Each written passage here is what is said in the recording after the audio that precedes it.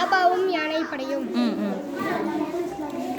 யானைப்படையும். காபாவை இடிக்க அபிரகாம் மன்னன் யானைப்படையோடு வந்தான். அல்லாஹ் அந்த யானைப்படையை அழிக்க அபாபில் என்ற பறவையை அனுப்பினான். அதே சூடான கற்களை வீசி அந்த யானைப்படையை ஒன்றுமில்லாமல் அழித்தது. அந்த நிகழ்வுதான் இந்த சூரத்துல் ஃபீல் என்று அத்தியாயத்தில் கூறப்படுகிறது. இதைதான் நாங்கள் செய்து உள்ளோம். அஸ்ஸலாமு அலைக்கும் வரஹ்மத்துல்லாஹி வபரகாத்துஹு.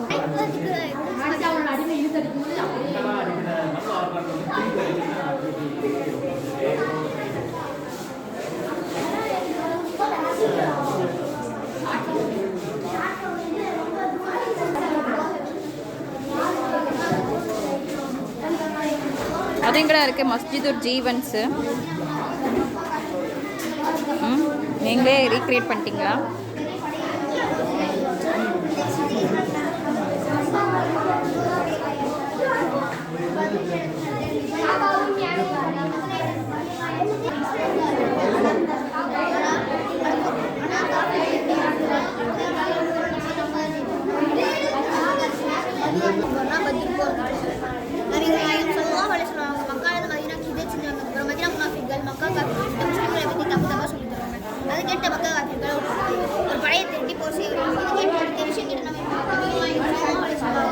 ஒரு பழைய திருட்டு போர் செய்ய போவாங்க. இது பத்ருங்கிற இடத்துல நடந்துச்சு தான் இஸ்லாத்தின் முதல் போர்.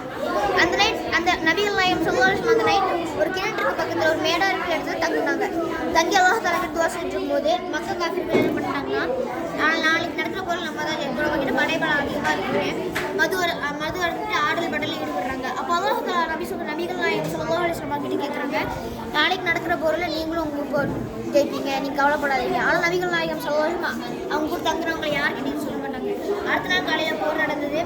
அபூ ஜஹல், உத்பா போன்ற பெரிய பெரிய எதிரிகளெல்லாம் போரில் அழிக்கப்பட்டாங்க. அஸ்ஸலாமு அலைக்கும் வரஹ்மத்துல்லாஹி. சுலைமான் அலைஹிஸ்ஸலாம் பல்கிஸ்ரானின் வரலாறு. சுலைமான் அலைஹிஸ்ஸலாம் சிம்மாசனம் பல்கிஸ்ரானின் சிம்மாசனம்.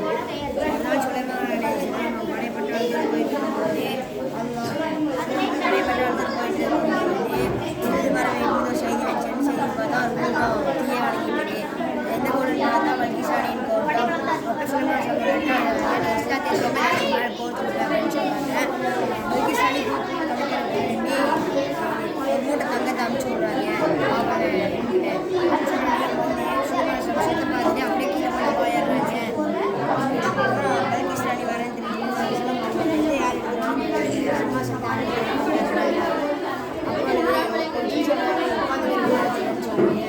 சபையிலே சாலிகான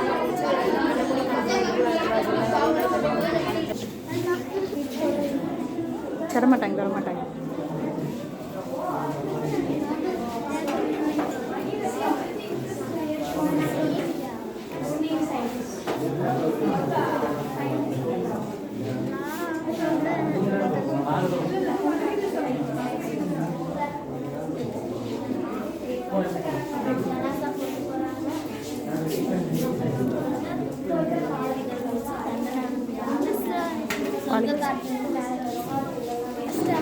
वालेकुम अस्सलाम.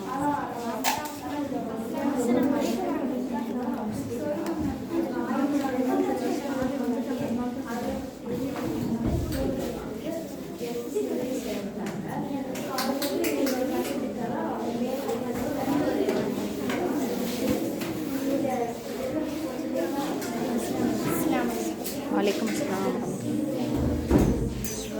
முஸ்தகி.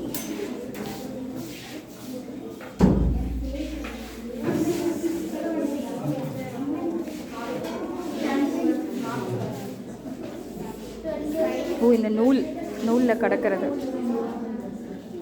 முடிய விளக்கு. அஸ்ஸலாமு அலைக்கும் வரஹ்மத்துல்லாஹி வபரகாத்துஹு.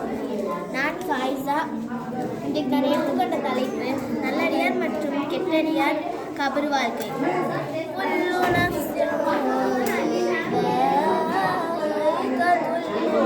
ஒவ்வொரு உயிரும் மரணத்தை சுவைக்க வேண்டியதாக இருக்கின்றது. நபிகள் நாயகம் ஸல்லல்லாஹு அலைஹி வஸல்லம் அவர்கள் கூறினார்கள், உங்களில் யாராவதுக்கு மரணம் நெருங்கினால் அவரது கடைசி சொல் லா இலாஹ இல்லல்லாஹ் முஹம்மதுர் ரசூலுல்லாஹ். அல்லாஹ் அவனை சுவனம் புகுத்துவானாக. ஆமீன்.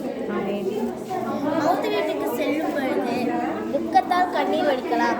அதை விட்டு நெஞ்சை அடித்துக்கொண்டு ஒப்பாரி வைத்து அழுவது கூடாது.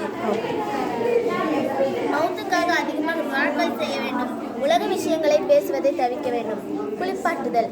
நபிகள் நாயகம் ஸல்லல்லாஹு அலைஹி வஸல்லம் அவர்கள் கூறினார்கள், உங்களில் யாராவது மரணித்தால் அவரை யார் குளிப்பாட்டுகிறாரோ அவர் குளிக்கட்டும் என்று கூறினார்கள். ஜனாசாவை ஆண்கள் மட்டுமே பின்தொடர வேண்டும், பெண்கள் பின்தொடரக்கூடாது. தொழுகை. ஜனாசா தொழுகை. ஜனாசா யார் ஜனாசா தொழுகை முடியும் பங்கேற்கிறார்களோ அவருக்கு 1 கிராத் தன்மை. யார் ஜனாசாவை அடக்கம் பண்ண வரை பங்கேற்கிறாரோ அவருக்கு 2 கிராத் தன்மை. 2 கிராத் தன்மை என்றால் தேங்க்யூ.